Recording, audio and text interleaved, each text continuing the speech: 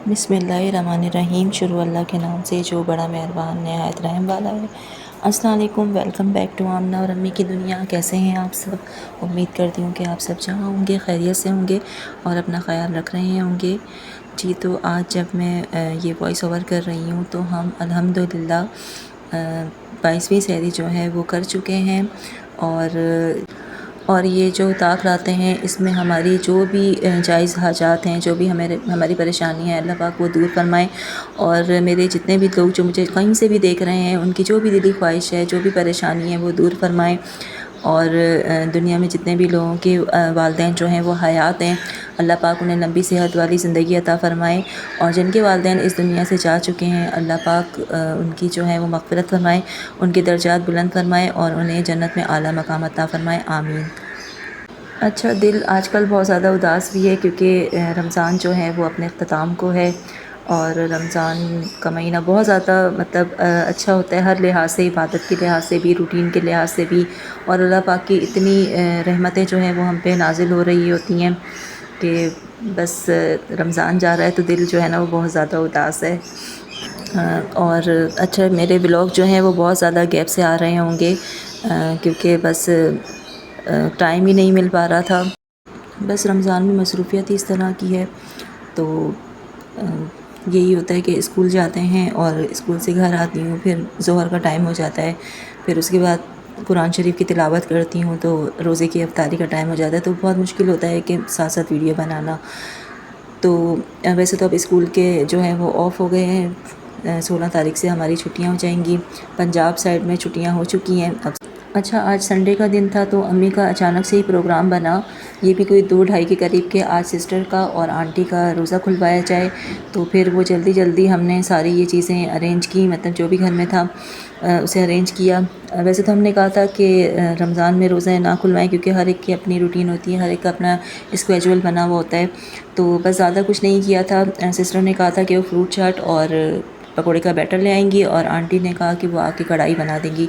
हमने जो है वो ये समोसे का जो है मसाला रेडी किया और फिर इसे जो है वो फ़िल करना था। और ये अम्मी जो है ना वो बहुत मज़े के जो है ना ये कीमे वाले समोसे बनाती हैं।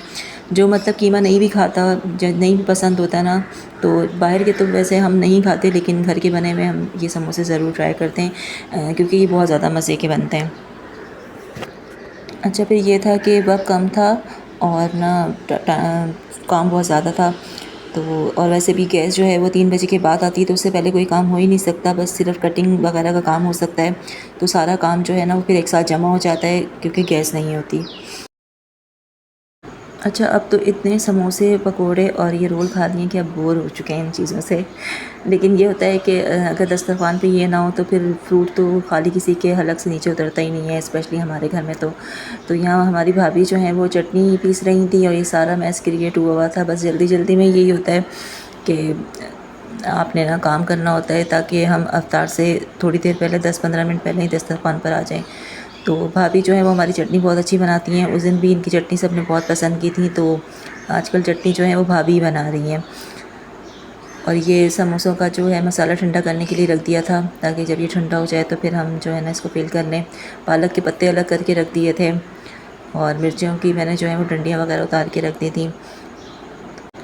अच्छा, और जब कोई मेहमान आता है स्पेशली रमज़ान में, तो जो दस्तरख़्वान पे रौनक लगती है उसका एक अलग ही मज़ा होता है।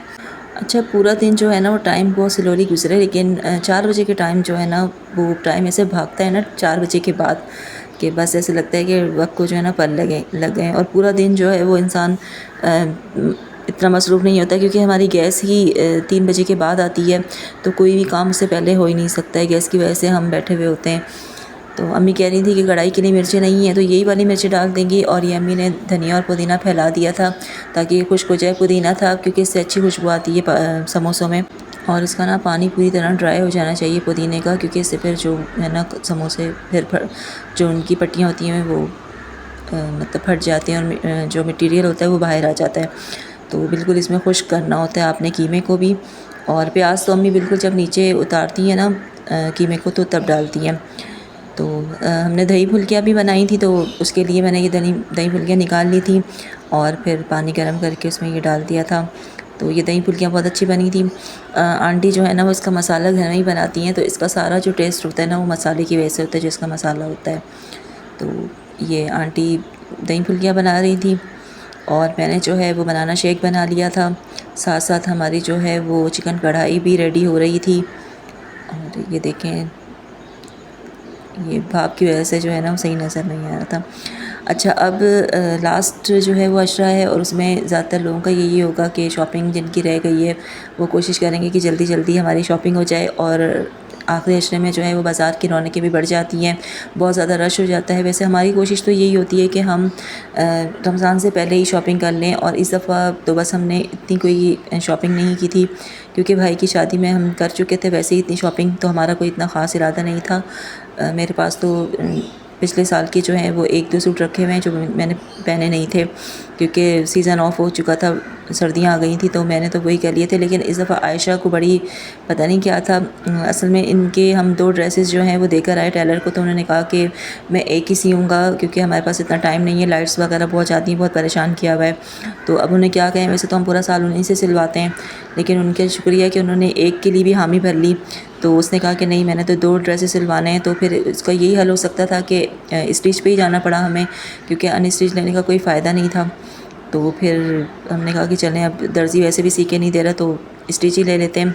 तो ये जो है फ़ाइनल सब चीज़ें रेडी हो गई थी और ये दस्तरख़्वान का मंज़र है और बहुत अच्छा लग रहा था। सब थे, अंकल आंटी, सिस्टर थी, उनके हस्बैंड थे और सारे लोग मौजूद थे। और छोटा भाई जो है वो आजकल सिस्टर की तरफ होता है रमज़ान में, तो वो भी था। उसने हार्डली 2-3 रोज़े ही घर अफ्तार किए, तो बहुत मज़ा आया था सबके साथ जो है रोज़ा अफ्तार करके। बस ये हुआ था कि कुछ तैयारी हमारी रह गई थी, पकोड़े, तो वो जो है ना फिर जल्दी जल्दी हमने बनाए थे। तो आपको पता है फिर अफ्तार के बाद जो है एक बहुत बड़ा मरहला होता है लेडीज़ के लिए, वो होता है बर्तन धोना।